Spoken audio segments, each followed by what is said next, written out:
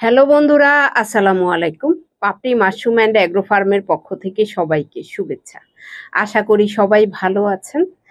একজন শ্রদ্ধেয় নতুন চাষি জানতে চেয়েছেন 500 গ্রাম স্পুনে কত গ্রাম মাশরুম পাওয়া যাবে এবং স্পুনে কতদিন পর পর কতবার সংগ্রহ করা যাবে।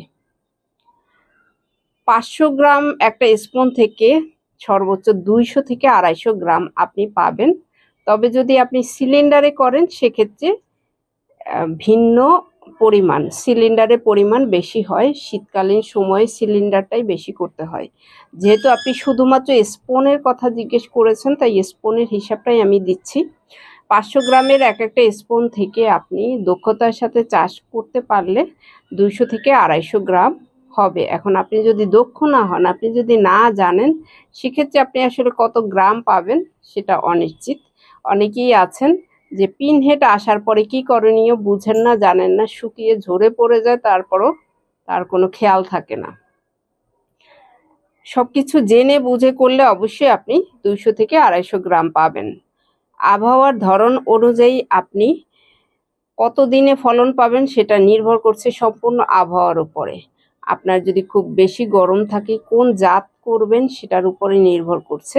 শীতের দিনে আপনার 3 থেকে 5 দিন 7 দিনে চলে আসে, তবে গরমের সময় 7 দিন 10 দিন 15 দিন 20 দিন 25 দিন, যদি তাপমাত্রা একদম সর্বোচ্চ পর্যায়ে থাকে তখন এমনকি 35 থেকে 40 দিনও লেগে যেতে পারে।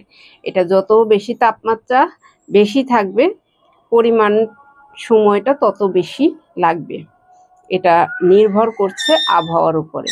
তো শুধুমাত্র বেশি শীতে আপনার 3 থেকে 5 দিন বা 7 দিনের মধ্যে চলে আসে। কতবার সংগ্রহ করতে পারবেন? আপনি 4 বার সংগ্রহ করতে পারবেন, সেটা আমরা কমার্শিয়ালি কাউন্ট করি। কিন্তু যদি আপনি জায়গা থাকে রেখে দেন সেক্ষেত্রে আরও বেশি আসবে, পরিমাণে ছোট আসবে, বড় আকারে হবে না, কিন্তু ফলন আসে অনেকবার। সেটা আমরা কমার্শিয়ালি কাউন্ট করি না। আমরা যেটা কাউন্ট করি সেটা হয়েছে আপনার 4 বারের মধ্যে আপনার কত গ্রাম হবে। কিন্তু আপনার জায়গা থাকলে আপনি রেখে দিলে ফলন এরপরেও আপনি পাবেন, আকার একটু ছোট হবে। আশা করি ভিডিওটি দেখে উপকৃত হবেন। ভালো থাকুন, সুস্থ থাকুন এবং নিজ ঘরে ঘরে মাশরুম চাষ করে নিজের পুষ্টি চাহিদা মিটিয়ে তুলুন। এবং যে কোনো প্রশ্ন আমাদের মেসেঞ্জারে দিয়ে রাখতে পারেন। আমরা চেষ্টা করব ধারাবাহিকভাবে উত্তরটা দেওয়ার, যাতে আপনি নিজেও জানতে পারেন এবং বাকিরাও জানতে পারে। যে কোনো কাজের পাশাপাশি আপনি মাশরুম চাষ করতে পারেন। যদি আপনি উদ্যোক্তা হতে চান সেক্ষেত্রে প্রশিক্ষণের কোনো বিকল্প নেই। আর যদি ঘরে খেতে চান সেক্ষেত্রে আপনি ইউটিউব দেখে বা আমাদের কাছ থেকে বেসিক জেনেই আপনি চাষ করতে পারবেন। ভালো থাকুন, সুস্থ থাকুন, আল্লাহ হাফেজ।